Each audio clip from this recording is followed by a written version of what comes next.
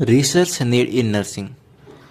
तो नर्सिंग में रिसर्च की क्या ज़रूरत है उसके लिए अपन देखते हैं। तो सबसे पहला पॉइंट आता है कि नर्सिंग है वो अपन डायरेक्ट पेशेंट को केयर प्रोवाइड करते हैं। तो उसमें अलग अलग पेशेंट होते हैं, तो अलग अलग पेशेंट के हिसाब से अपन को अलग अलग एटीट्यूड या फिर जो अपनी स्किल होती है वो शो करनी पड़ती है। इसके लिए अपना पहला पॉइंट बनता है to mould the attitude and technical skill. और दूसरा पॉइंट ये कहता है कि दूसरा पॉइंट नर्सिंग की क्यों ज़रूरत है, नर्सिंग की नीड क्या है, नर्सिंग में रिसर्च की क्या नीड है। तो उसके लिए जैसे कि रिसर्च की इसलिए नीड है नर्सिंग में, जो नॉलेज और प्रैक्टिस में गैप आ रहा है।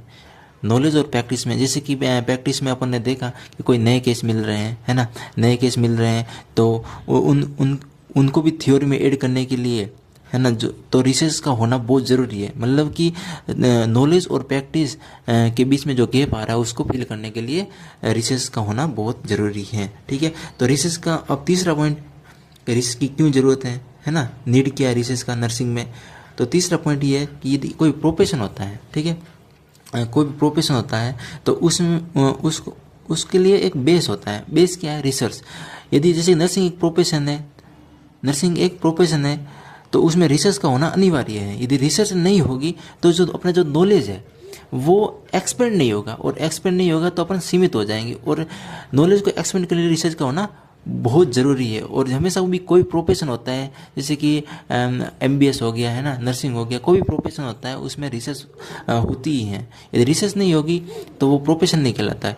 इसलिए अपने नर्सिंग में, नर्सिंग एक प्रोफेशन है तो नर्सिंग में रिसर्च का होना बहुत ज़रूरी है। तो प्रोवाइड बेसिस फॉर प्रोफेशन, ये अपना तीसरा पॉइंट है। तीसरा पॉइंट क्या है कि रिसर्च क्यों होनी चाहिए नर्सिंग में, क्योंकि ये एक provide basis for profession, profession के लिए क्या है, ये बेस प्रोवाइड करता है, प्रोफेशन के लिए बेस प्रोवाइड करता है। और जो अपना चौथा पॉइंट है कि ये एक प्रोफेशनल अकाउंटेबिलिटी को बेस प्रोवाइड करता है। प्रोफेशनल अकाउंटेबिलिटी का मतलब ये है कि जब तक जो टीचर हैं, अपने जो नर्सिंग में टीचर है वो अपने जिम्मेदार नहीं होंगे, है ना, रिस्पॉन्सिबल नहीं होंगे, तब तक जो अपने क्वालिटी केयर होती है नर्सिंग में, वो कभी भी नहीं हो सकती। इसलिए यदि रिसर्च होगी, ठीक है, रिसर्च होगी तो मतलब नया नॉलेज होगा तो वो जो टीचर हैं उनके पास भी आएगा, तो वो बच्चों को देंगे, जो अपने क्वालिटी नर्सिंग केयर की जो क्वालिटी है वो इम्प्रूव होगी, है ना।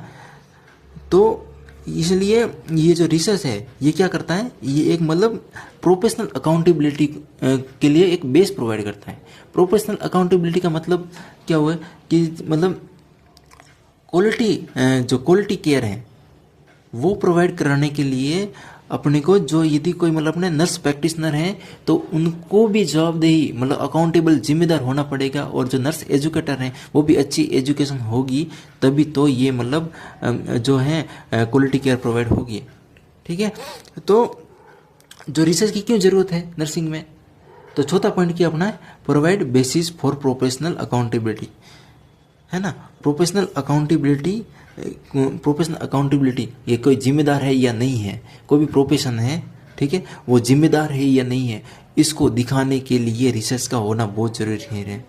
कि जिम्मेदारी से इसका क्या मतलब, जिम्मेदारी से इसका ये मतलब है कि यदि उसमें नया नॉलेज आता रहेगा तो मतलब नई कोई डिजीज आती रहेगी, और उसके साथ में ये मतलब इम्प्रूव भी कर रहे हैं। यदि कोई प्रोफेशन साथ के साथ जैसे जैसे ज़माना बदल रहा है, जैसे जैसे अपने नॉलेज को इम्प्रूव कर रहा है, यानी कि वो प्रोफेशन क्या है, जिम्मेदार है, मतलब provide basis for professional accountability. ठीक है, पांचवा पॉइंट ये होता है कि जो पांचवा पॉइंट की बात करें कि रिसर्च की नर्सिंग में क्यों ज़रूरत है।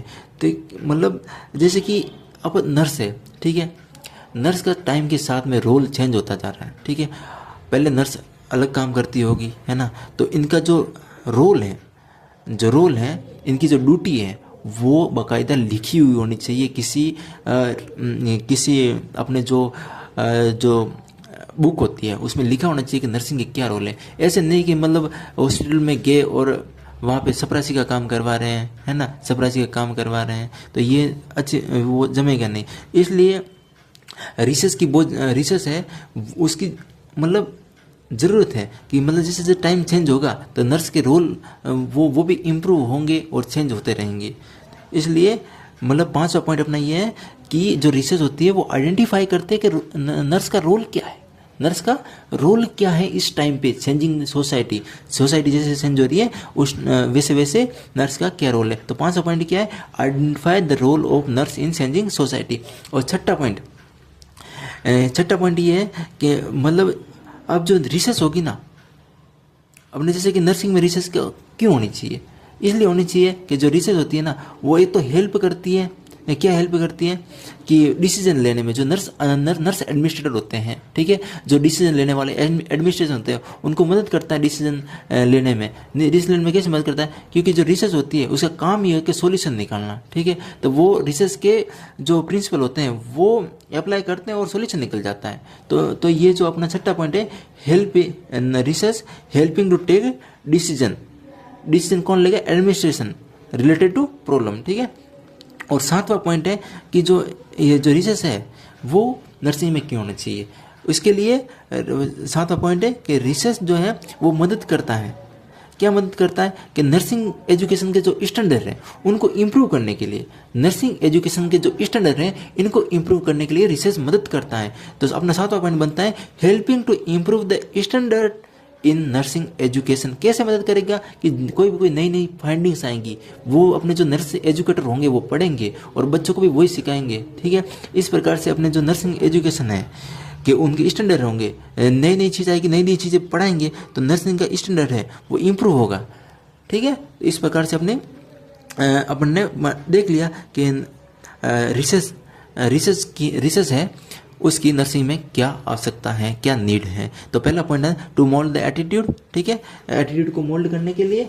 और दूसरा पॉइंट है ये प्रोफेशन के लिए बेसिस प्रोवाइड करता है, ठीक है, जैसे कि अपने नर्सिंग प्रोफेशन है उसके लिए बेसिस प्रोवाइड करता है, ठीक है। और तीसरा पॉइंट है कि ये प्रोफेशनल अकाउंटेबिलिटी के लिए बेसिस प्रोवाइड करता है, ठीक है। और चौथा पॉइंट है कि अपना एटीट्यूड को मोल्ड और टेक्निकल स्किल को मोल्ड करने के लिए, ठीक है।